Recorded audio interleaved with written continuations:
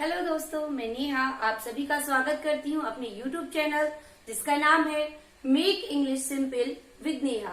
तो जैसा कि आप जानते हैं कि हम टेंस पढ़ रहे हैं जिसमें मैं आपको 6 टेंस समझा चुकी हूँ। ठीक है, सिंपल इंडेफिनिट के हम लोग काम कर चुके हैं और हमारी एक सीरीज खत्म हो चुकी है कंटिन्यूअस टेंस की। आज मैंने थर्ड सीरीज ली है जो कि है परफेक्ट। परफेक्ट का नाम होता है पूर्ण। पूर्ण मतलब होता है कंप्लीट, जो खत्म हो चुका है। तो चलिए आज हम इसी पर काम करते हैं।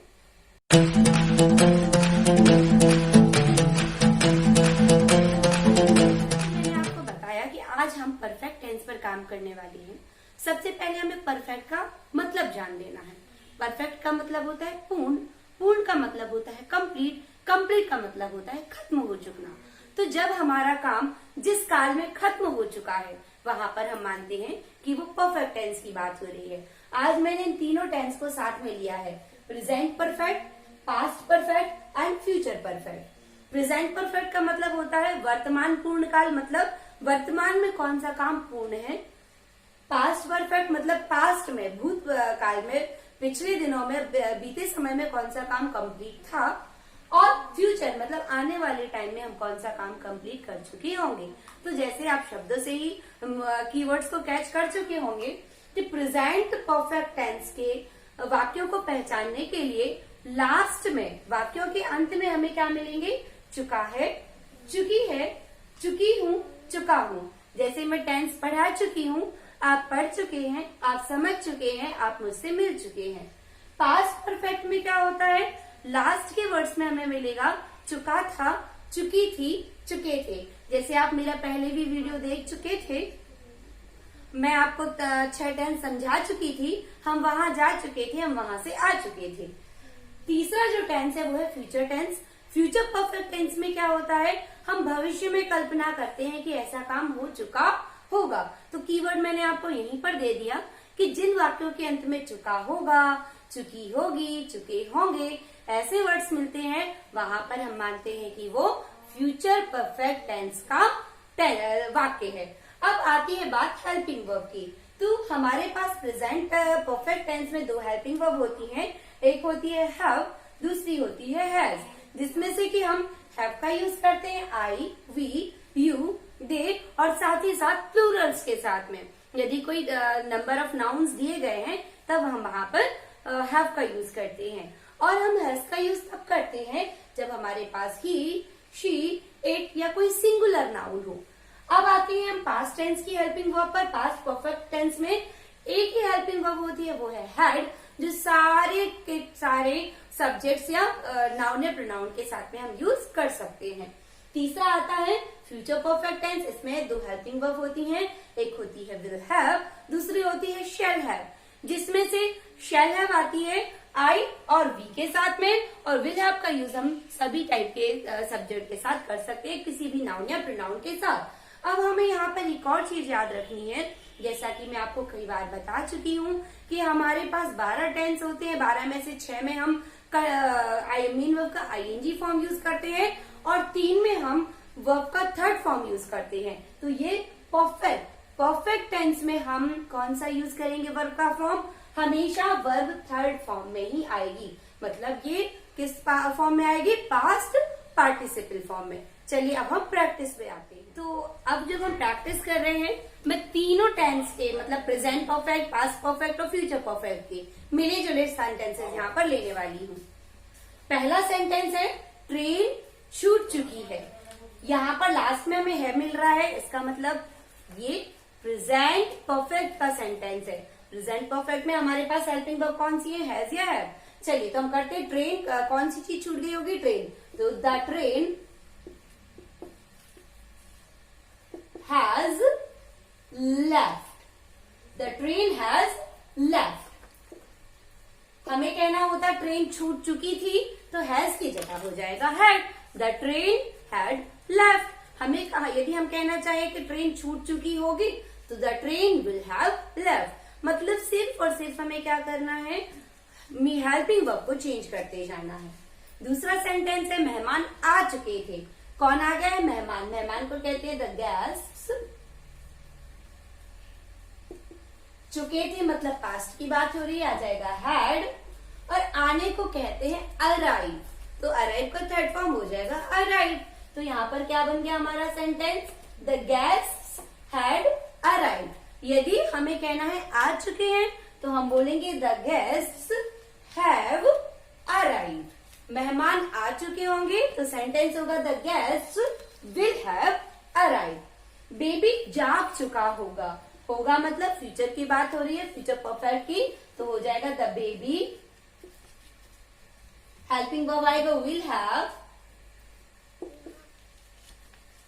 और जागने को हम कहते हैं वेक अप या गेट अप, तो हम चाहे गॉट अप लिख दें चाहे वेकन अप लिख दें, दोनों ही करेक्ट होंगे। मैं यहाँ पे गॉट अप लिख देती हूँ। The baby will have got up. मुझे कहना है जाग चुका था तो द बेबी विल हैव की जगह पे क्या हो जाएगा हैड, और जाग चुका है तो हम विल हैव या हैड को हटा करके हैज लिख देंगे। हम 6 टेंस पढ़ चुके हैं। वी चुके हैं मतलब प्रेजेंट की बात हो रही है, पढ़ने को हम कहेंगे स्टडी, स्टडी का थर्ड फॉर्म हो जाएगा studied. We have studied 6 tense. यदि मुझे कहना है हम 6 टेंस पढ़ चुके थे, वी हैड स्टडीड 6 टेंस। यदि मुझे कहना होता कि हम 6 टेंस पढ़ चुके होंगे तो we shall have studied 6 tense. वह मर चुका था, वह मतलब ही, यहाँ था से पता चल रहा है कि हम पास्ट की बात कर रहे हैं, तो ही हैड, और मरने को कहते हैं डाई, डाई का थर्ड फॉर्म हो जाएगा डाइड। ही हैड डाइड, वह मर चुका है, ही हैज डाइड। वह मर चुका होगा, ही विल हैव डाइड। इसके बाद हम करते हैं इंट्रोगेटिव और निगेटिव सेंटेंस। चलिए तो अब हम करते हैं निगेटिव सेंटेंसेस। निगेटिव सेंटेंस मतलब नकारात्मक वाक्य। इसके लिए हमें हेल्पिंग वर्ब के बिल्कुल बाद में नॉट का यूज करना है। जैसे पहला सेंटेंस लिखा है, मैं अपनी कॉपी नहीं लाई हूँ। गाइज एक और चीज यहाँ पर याद रखिए कि यदि कोई भी वाक्य बड़ी ई या की मात्रा पर खत्म हो रहा है और उसके साथ में हा ही हु है तो ये प्रेजेंट परफेक्ट में आएगा, था थी थे है तो पास्ट में आएगा, और गा गी गे है तो वो फ्यूचर में आएगा। तो यहाँ पे ये सेंटेंस है हमारा प्रेजेंट परफेक्ट का, मैं अपनी कॉपी नहीं लाई हूँ। मैं मतलब आई हैव, साथ में आ जाएगा नॉट। लाने को इंग्लिश में कहते हैं ब्रिंग, जिसका थर्ड फॉर्म हो जाएगा brought. I have not brought my copy. Rama perform नहीं कर चुकी होगी। रमा, ये पास्ट, यहाँ पे हमने प्रेजेंट पे काम किया, अब ये फ्यूचर का आ गया सेंटेंस। रमा विल, मैंने आपको पिछले वीडियो में भी बताया था कि जब कंपाउंड हेल्पिंग वर्ब होती है तब हम बीच में नॉट का यूज करते हैं, तो आ जाएगा Rama will not have performed. Next sentence है, उन्होंने कुछ नहीं सुना होगा। उन्होंने मतलब दे, फिर से बात हो रही है फ्यूचर टेंस की। दे विल नॉट हैव, सुनने को कहते हैं हर्ड या लिसन, और कुछ नहीं मतलब anything. They will not have listen anything. फूल नहीं खिले थे, यहां पर भी कौन सी बात हो रही है, पास्ट टेंस की, तो होगा the flowers had not and then last bloomed. The flowers had not bloomed. इसके बाद हम करते हैं इंट्रोगेटिव सेंटेंसेस।